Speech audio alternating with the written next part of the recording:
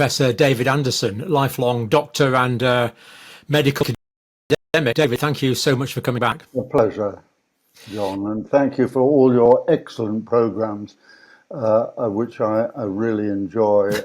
If enjoy is the right word Indeed. in these troubled times. Yeah, I don't think we aim to be enjoyable or entertaining, but there's essential things to learn, which brings us on to today's topic, really. I mean, it sounds melodramatic, but, is it conceivable that the human race is under existential threat, a real threat to its existence, or at least a real threat to the fabric of civilization? Well, I'm afraid I believe it is, and I wanted really to touch on my other interests, but let's start with how I became active in respect of so-called COVID-19, because we're talking now about March 2020. And I woke up to the obvious realization that this was a virus. It turns out it was quite clearly a synthetic virus, a virus bioweapon, but also acting in concert with vitamin D deficiency. Yeah. And this is came to me actually in my sleep, that this was obvious. And I had been working for many years off and on vitamin D and human illness. Yeah, fortune favours the prepared mind, David, doesn't it? I mean, you've been doing medicine basically since you were 18, so it's and that's why we really appreciate you coming on. That you're giving, you see threats that other people aren't seeing, and it's. Yeah, well, I mean,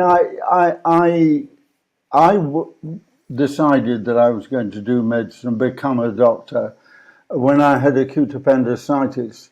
Operated on by my uncle surgeon, or surgeon uncle, which was an extraordinary phenomenon. But anyway, I decided at 4 that I was going to become a doctor, but to try and help people. Yeah. And I was very fortunate in many respects, but I studied medicine in Scotland, in Dundee, and right early on, the people I was working with were interested in vitamin D resistant rickets. There were families, and vitamin D deficiency in the Asian population in Scotland was well documented. Yep.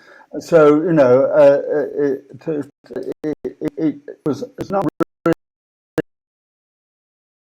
really surprised me. I realized gradually realized later, in respect to my own illnesses and allergic problems, that I was chronically D deficient.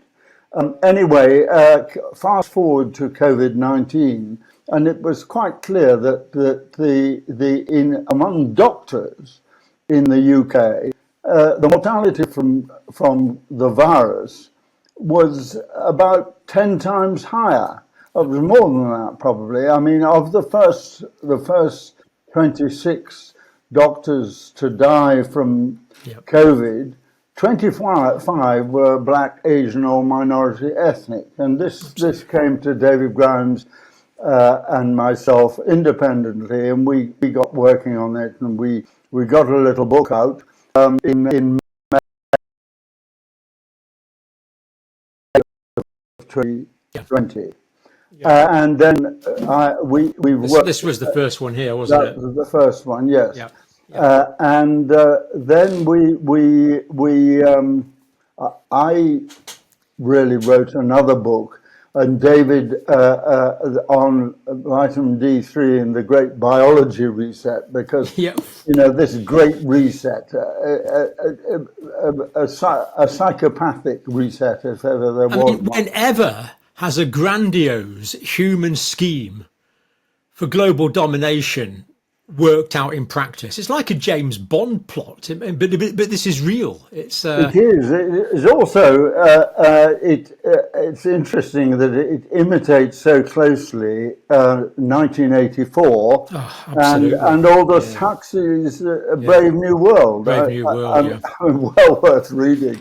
But but what I see now is that this is humanity under threat from basically empathic humanity, Yeah. such as I think we belong to, Yeah.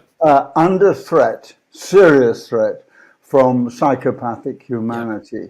So this is the current battle, isn't it? It's the empaths v the psychopaths. It is, yes. And what I find particularly distressing about this is that the psychopaths have recruited large groups of empaths who actually think they're doing the right thing. Well, that is absolutely true, and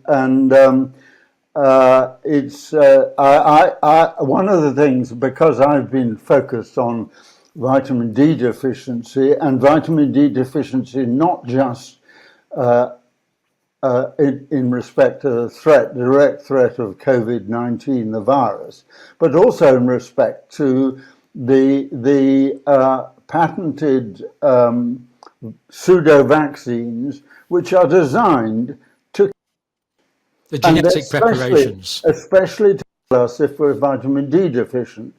And so,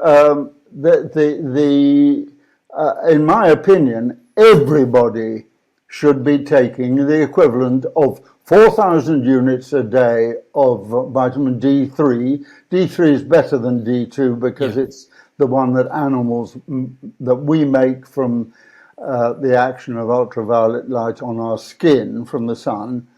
And this is has been an absolutely central feature to human evolution, because we are a very long-lived species. We're a species with unique type of brain function, which unfortunately quite often can get duped by others. So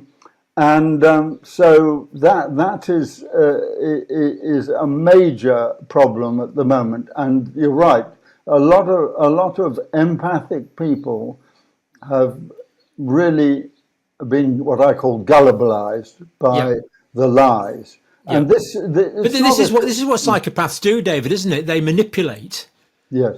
They lie, they cheat, they manipulate, they seek power, they seek domination for their own aggrandizement at any cost, and they don't notice if they step on people's faces, but they manipulate other people to step on people's faces as well. Yes. I mean, I've been working with Professor Joseph Tritto, who is an excellent friend now, and we actually submitted to the International Criminal Court in The Hague in June of 2022. We submitted the case against 10 individuals we identified. We've added one since. We identified as being instrumental in creating this synthetic virus, specifically to damage other individuals, and that to my mind, a major lesson from the present